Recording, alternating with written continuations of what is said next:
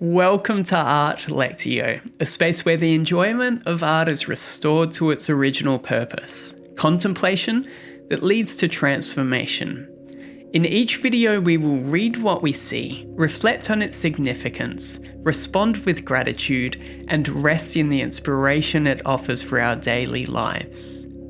Today, we're reflecting on the Vision of Saint Bernard by Filippino Lippi. Saint Bernard sits before a wooden lectern. His frozen quill is in mid-motion, as if time itself has halted. And his face is transfixed in wonder. Eyes are lifted towards the unexpected presence before him. The Virgin Mary stands in radiant grace. Her robes flow in hues of deep blue and crimson, and her hands are outstretched with fingers poised in gentle instruction. Angels surround her. Their delicate faces are filled with reverence. But behind Bernard, in the shadows of the rugged rocky setting, a chained demon gnashes its teeth, powerless in the presence of the divine. A scroll rests on the stones, inscribed with the words "Sustine et abstine," endure and abstain.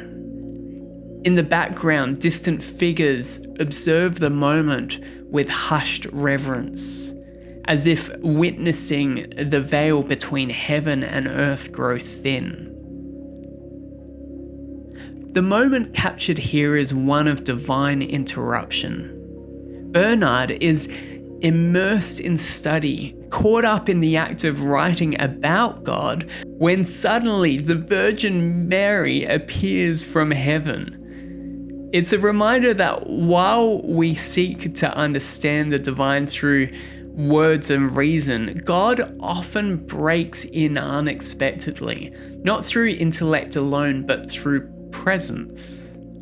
Bernard was known for his deep devotion to Christ and often wrote of Mary as an example of faith, referring to her as a guiding star who points the way to Jesus.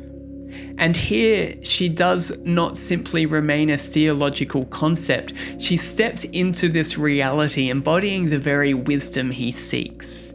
Her presence reminds us that the divine revelation is not merely something we study, but something we encounter. And what of the chained demon? Well, perhaps it signifies the power of God's presence to silence the voice of despair and temptation. The chains are not Bernard's own doing, they are the result of divine authority at work. How often do we strive to fight our battles alone, forgetting that true liberation comes not by our own strength, but by the presence of God in our midst?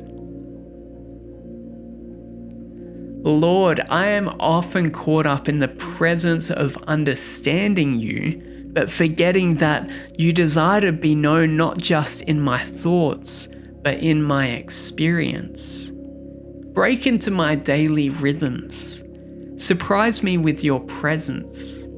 Silence the voices of fear and doubt that seek to distract me from you.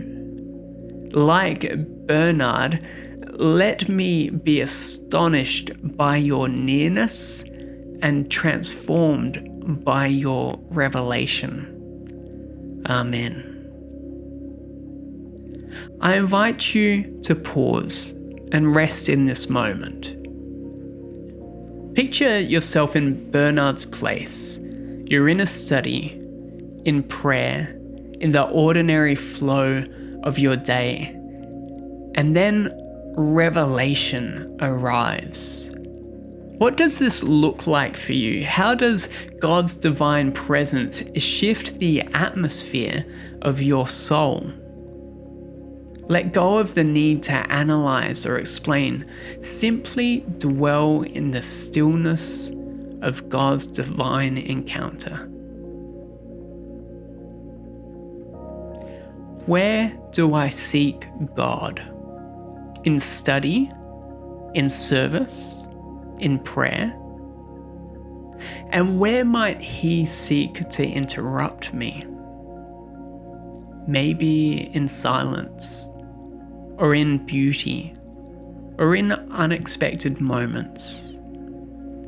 I'd like to propose that revelation often comes not when we strive, but when we surrender, when we pause, when we listen, when we allow God's presence to step into our carefully ordered world and rearrange our understanding. Today, may I leave space for divine interruptions.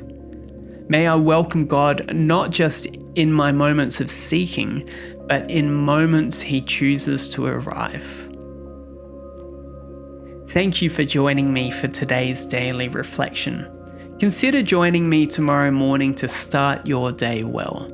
Tap the bell icon to be notified, or if you can't wait, you can watch the clip on your screen for more inspiration.